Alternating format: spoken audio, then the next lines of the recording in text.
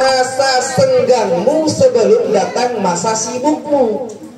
Sebelum masa sibuk tersebut, maka pergunakan waktu itu untuk ngaji.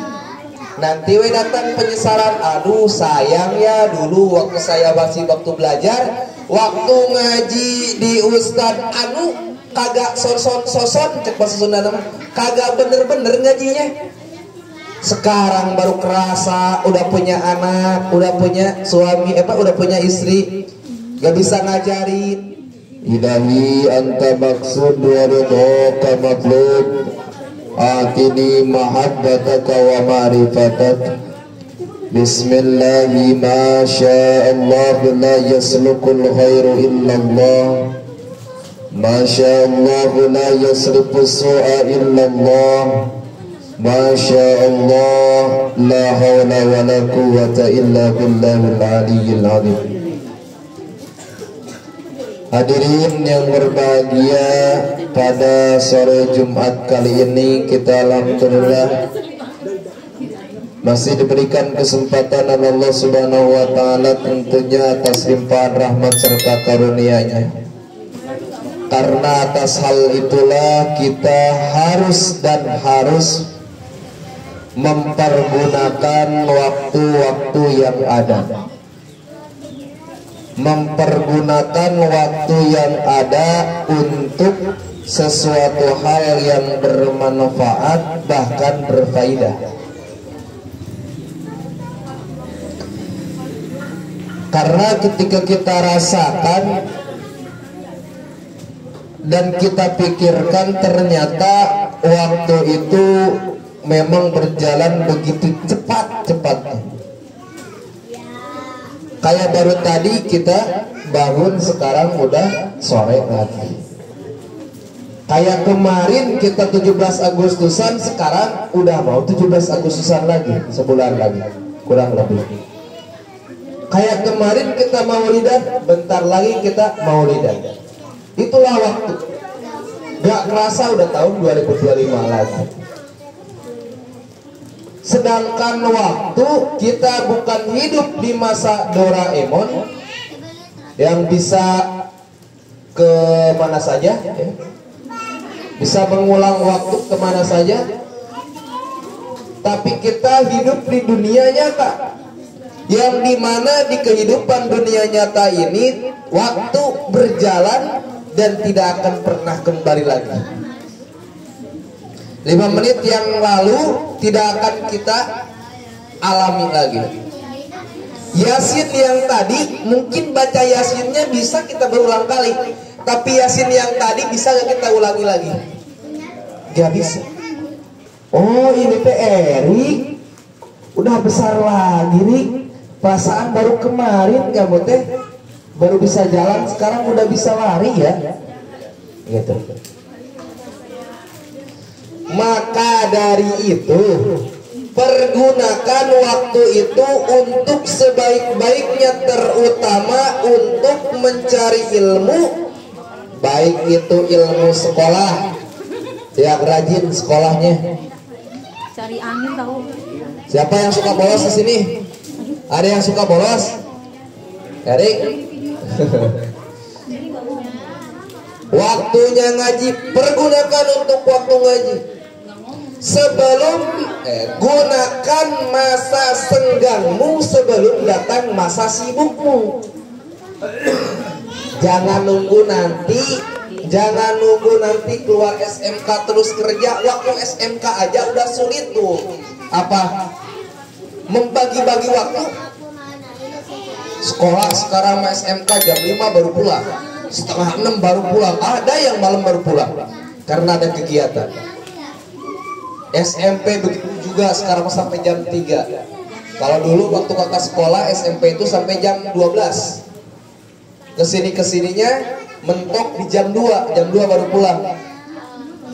Sekarang udah sampai jam 3, bahkan setengah 5 udah baru pulang. Gitu. Sebelum masa sibuk tersebut, maka pergunakan waktu itu untuk ngaji. Sekarang udah jarang. Sok lihat, pertanyakan di mana saja hampir di seluruh Indonesia ya, yang di pengajiannya itu kalau bukan pesantren gitu ya, ini mah di luar pesantren yang ngaji ke rumah gitu, itu SMP sudah jarang Pak.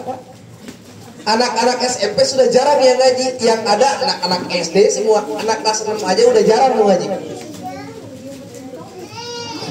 Sedangkan pas ditanya sama gurunya, sok Erik baca ini, ternyata belum lancar ngaji Qur'annya.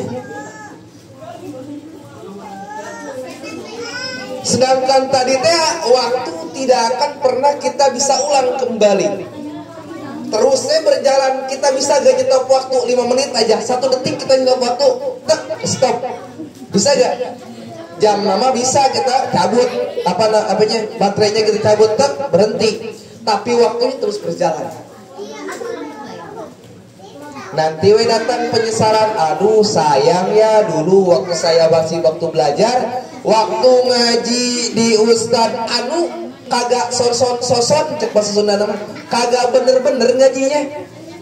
Sekarang baru kerasa udah punya anak, udah punya suami, udah punya istri, gak bisa ngajarin. Sekarang baru kerasa di satu kampung saya dijadikan sebagai kokolot lemur cek bahasa Sunda nama, sebagai penopang semua masyarakat, orang yang dituakan. Pak Erik, Pak Ustadz Erik misalkan,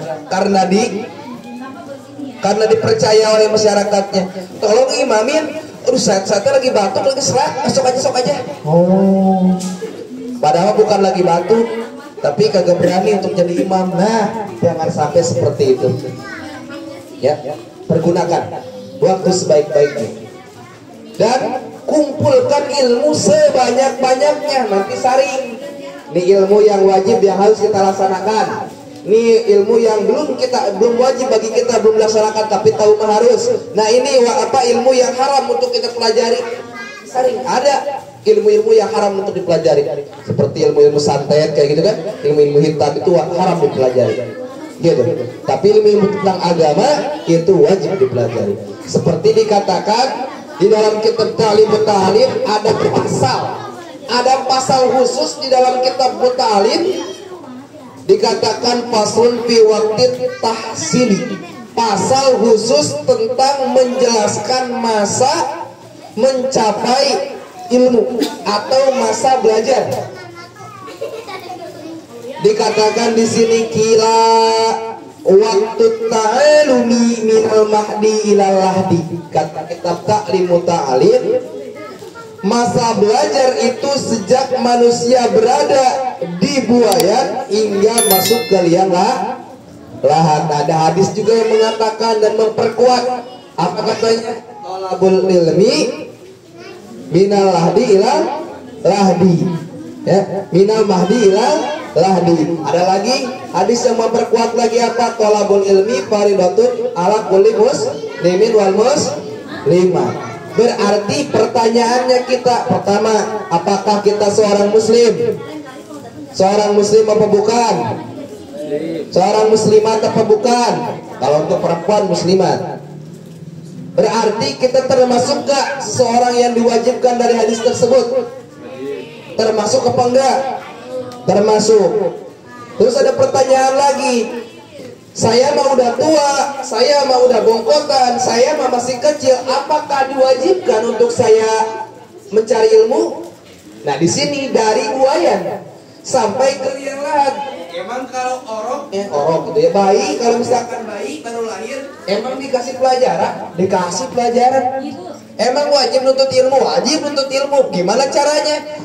Wajibnya nuntut ilmu untuk bayi seperti misalkan ya, kalau dalam ilmu pendidikannya, bapak, mama, gitu kan? Ikutin dia, gitu.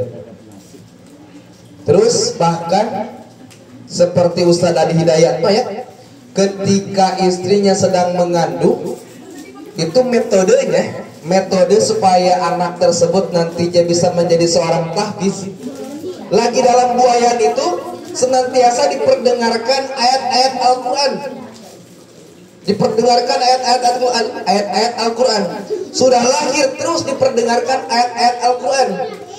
2 tahun baru diperkenalkan dengan huruf-huruf Al-Quran.